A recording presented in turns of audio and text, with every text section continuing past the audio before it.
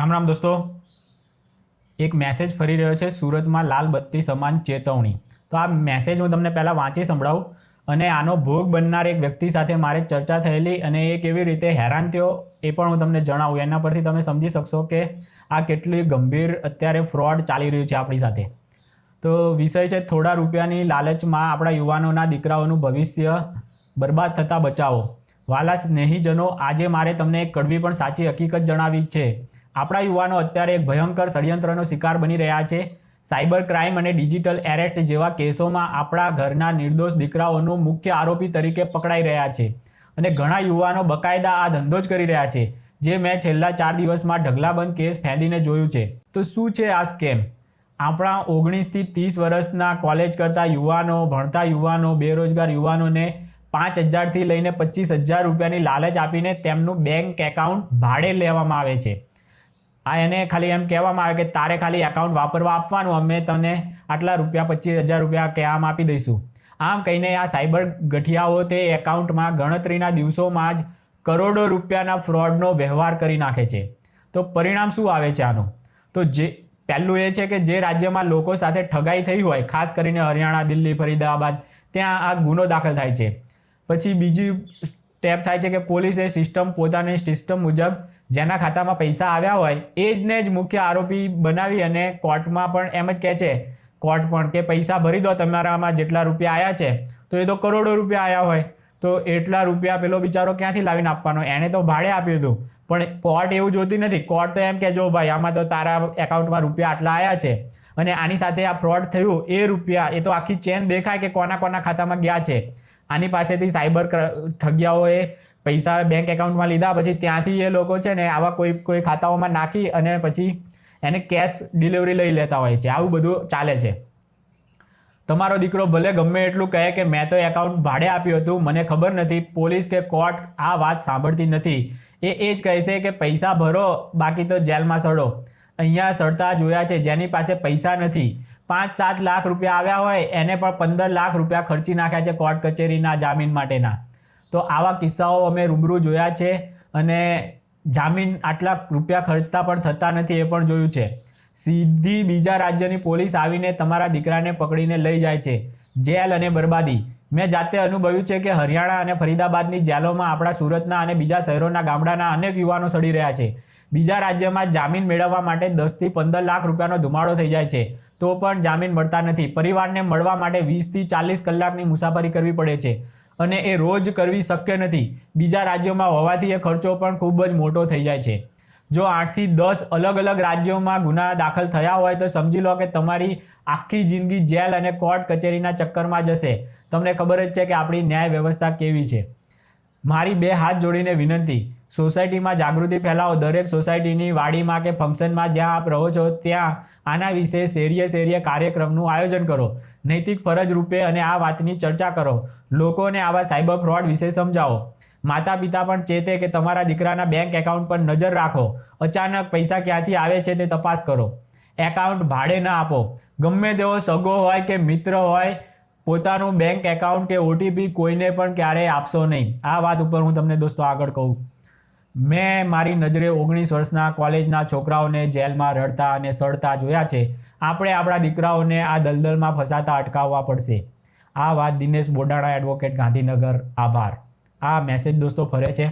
આમાં જે વાત કરી કે ગમે તેવો તમારો સગો હોય ને કે પોતાનો મિત્ર, આમ જાનથી પણ પ્યારો મિત્ર હોય ને, તો પણ એને ક્યારેય બેંક એકાઉન્ટ આપતા નહીં.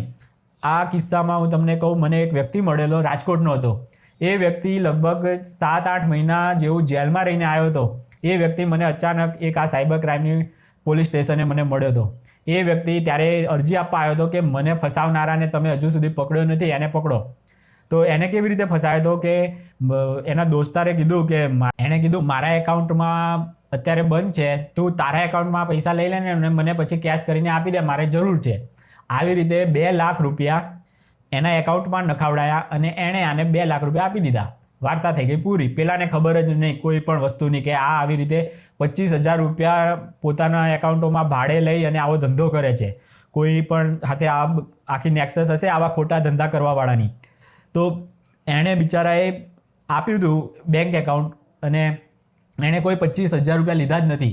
અત્યારે એને 5,000 રૂપિયાથી વધારે ખર્ચો કરીને રાજકોટથી રજા મૂકીને અહીંયા આવવું પડે છે. કોર્ટના પગથિયા ઘસ્યા, 8 મહિના જેવું જેલમાં રહ્યો. એનો ધંધો હતો સારામાં સારું, એક ફ્રેન્ચાઇઝી લીધેલી હતી રેસ્ટોરન્ટની, એ આખું જ ખતમ થઈ ગયો, ધંધો ખતમ થઈ ગયો. એની વર્ષની લગભગ 15 લાખ રૂપિયા જેવી આવક હતી ને, બધી ખતમ થઈ ગઈ. અત્યારે કે મારે રાજકોટમાં રોડ પર લારી કરીને મારે કે ગુજરાન ચલાવવું પડે છે.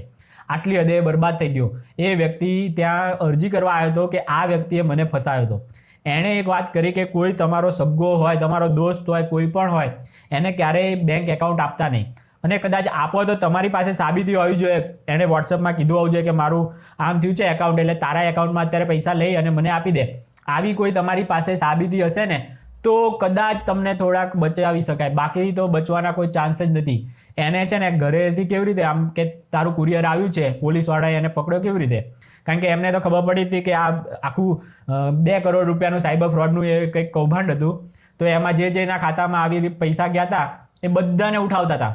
એમાં આ ભાઈને પણ ઉઠાવવા માટે અમદાવાદની સાયબર ક્રાઇમની પોલીસ રાજકોટ ગઈ અને એને ઉઠાવી લીધો.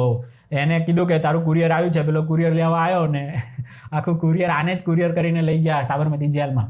તો આવું ભયંકર થઈ રહ્યું છે દોસ્તો. એટલે ક્યારેય પણ કોઈ તમારો સગો હોય તો એને બેંક એકાઉન્ટમાં પૈસા નહીં લેવાના.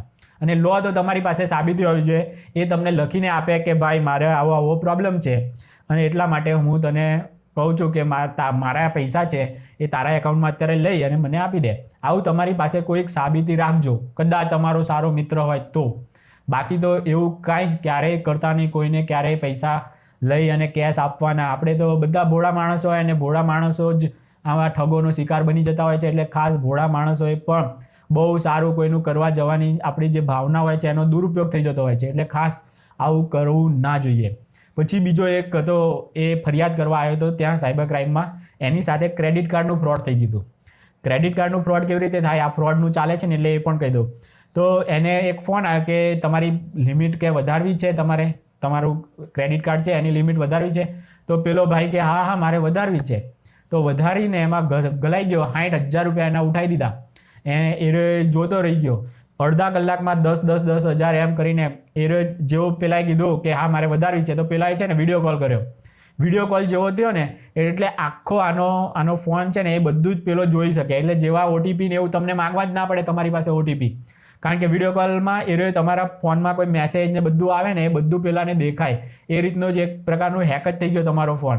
એમાં કાંઈ પણ આવતું હોય, વિડીયો કોલ ચાલુ હોય ત્યાં સુધીમાં આ ટીમ વ્યુઅર ને એવું પહેલાં ડેસ્કટોપનું આવે છે, પછી એનીડેસ્ક કરીને આવે છે. એવી એ એપ્લિકેશન છે જેમાં તમારું આખું જ ફોન છે, તમારું આખું કોમ્પ્યુટર છે એ આખો પેલો મેનેજ કરે એમાંથી બધું. એટલે આ એક સારા માટે બનાવેલું હતું કે તમારા કોમ્પ્યુટરમાં કંઈ પ્રોબ્લેમ છે તો પેલો તમારા ઘરે આવીને સોલ્વ કરે. એના કરતાં એ ત્યાં બેઠા બેઠા જ સોલ્વ કરી શકે. એના માટે આ ટીમ વ્યુઅર ને એનીડેસ્ક ને બનેલું છે. પણ એનો આ સાયબર ગઠિયાઓ આવી રીતે દુરુપયોગ કરે છે. તો આવી એનીડેસ્ક કે એવી કોઈ પણ તમારામાં એપ હોય, કોઈ માલવેર હોય તો એનું પણ અત્યારે હવે સરકારનું કંઈક આવ્યું છે તો એમાંથી ખબર પડી જાય કે તમારામાં એવા કોઈ માલવેર ને એવું કંઈ નથી આવી ગયું ને, કોઈ એવી ખોટી એપો નથી આવી ગઈ ને. તો આવી બધી ખબર પડે એ માટે પણ હવે બધું જાગૃતિ ધીમે ધીમે આવવા માંડશે. બાકી જે આવા ફ્રોડનો શિકાર થાવ ને તરત જ આજુબાજુના સાયબર ક્રાઇમની ઓફિસો હોય છે દરેક શહેરોમાં. તો એ પોલીસ સ્ટેશને તમે જઈને તમારી પ્રશ્નની રજૂઆત કરો. પેલો જે ક્રેડિટ કાર્ડવાળો આવ્યો હતો ને એને બિચારાને કાંઈ જ હેલ્પ નથી મળી. એ પછી એકાઉન્ટમાંથી કદાચ થતી હોય કે એ બધું થતું હોય તો ઠીક છે. બાકી બહુ, કારણ કે એટલા એક્સપર્ટ પણ નથી હોતા સાયબર ક્રાઇમમાં પોલીસવાળા પણ, અને એકદમ તાત્કાલિક મેજર લઈ શકે એવું નથી હોતું. એ લોકો એ કાગળિયા પ્રમાણે ચાલવા જાય ને એમાં અઠવાડિયું મહિનો થઈ જાય. એટલે આ વસ્તુ એવી છે ફ્રોડની, ક્રેડિટ કાર્ડની ને, એ તાત્કાલિક 24 કલાકમાં એ પેમેન્ટ રિવર્ડ લઈ લે ને તો કદાચ પ્રોબ્લેમનું સોલ્વ થઈ જાય. પણ એટલી સ્પીડ આપણી પોલીસ નથી કરતી. એ થોડોક, કારણ કે એમને બધું કાગળિયામાં કાર્યવાહી કરવા જાય ને એમાં અઠવાડિયું થઈ જતું હોય. એટલે પણ આપણે બી સમજી શકીએ કે ભાઈ એ લોકોની જે રીત છે ને એમાં ધરખમ સુધારવાની બહુ પણ જરૂર છે કે જેથી કરીને તાત્કાલિક કોઈ મેજર લેવા પડે તો એ મેજર લઈ શકે. એવું હવે હર્ષભાઈ ને આ બધા હવે કરશે જેથી કરીને આવા ક્રેડિટ કાર્ડના કોઈ ફ્રોડમાં, એ તો એની જ મૂર્ખામી હતી કે પેલાએ કીધું અને આને કીધું હા મારે તો ક્રેડિટ કાર્ડની લિમિટ વધારવી છે. તો લિમિટ વધારવાના નામે એના 60,000 ગયા. પ્લસ આ જે ફ્રોડ થયું કે ભાડે આપ્યું એકાઉન્ટ, આ ભાડે આપવાનું ચાલે છે પણ પેલા એ તો ભાડે નહોતું આપ્યું. રાજકોટનો વ્યક્તિ છે એના તો દોસ્તારે કીધું કે તારામાં અત્યારે 2 લાખ રૂપિયા લઈ લે અને મને કેશ કરીને આપી દે. આવું એણે કીધું. એમાં આ ભાઈ ફસાઈ ગયો. એ ખુલ્લો ફરે છે અને એ ભાઈ 6 મહિનાથી વધારે જેલમાં રહી અને અત્યારે જામીન પર બહાર છે. હવે એને સાબિત કરવાનું કે મેં કાંઈ ખોટું કર્યું નથી, આટલું, અને એના માટે વર્ષો લાગી જાય છે દોસ્તો. અત્યારે તમારી પર ખોટો કેસ થાય ને તો તમને એમાંથી બહાર નીકળતા વર્ષો થતા જાય અને તમે એ વ્યક્તિ આરામથી એની મોજ શોખ કરતી હોય છે. આટલા ભયંકર કાયદા કાનૂન છે આ દેશના. અને એમ કહે છે કે નિર્દોષોને સજા ના થાય. હકીકતમાં નિર્દોષો જ ભયંકર સજા અત્યારે ભોગવી રહ્યા છે. આ કાયદા કાનૂન એટલા ભયંકર છે, આપણી ન્યાય વ્યવસ્થા એટલી ભયંકર છે ને, એને ટાઈમ જ નથી. કારણ કે તમારા જેવા રોજના 500, 1000, 2000, 5000થી વધારે કેસો ઠલવાતા જતા હોય, જ્યારે નિકાલ એનો 5, 50, 100, 200નો થતો હોય. તો તમે વિચાર કરો, રોજ 1000 આવતું હોય ને પ્રોડક્શન ખાલી 500નું જ છે, તો કેટલો ભરાવો વચ્ચે થતો હોય.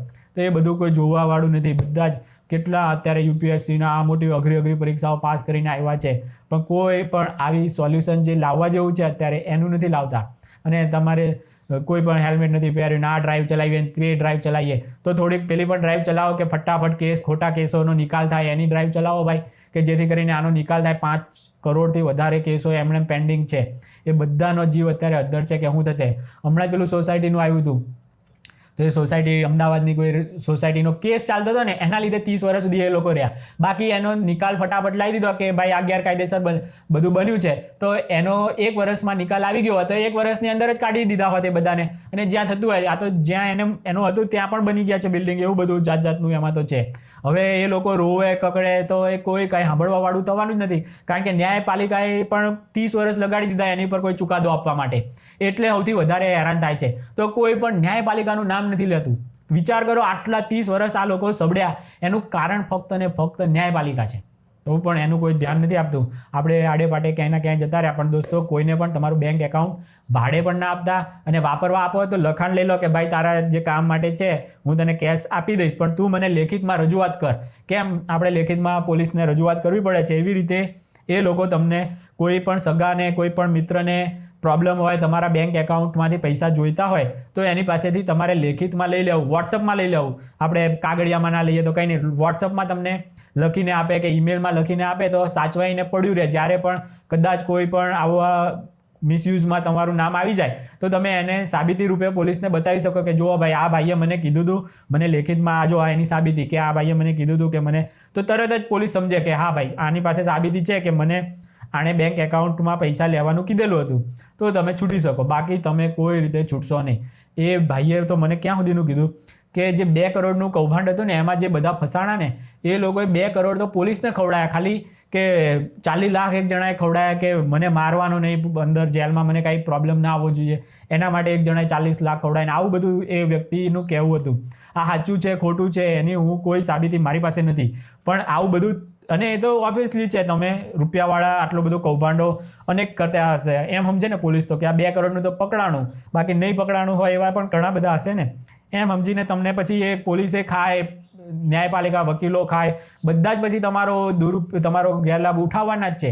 તમે આવી ગયા છો હવે આ ફ્રોડના સકંજામાં, એટલે તમારો ગેરલાભ આવો ભયંકર રીતે ઉઠાવાતો હોય છે.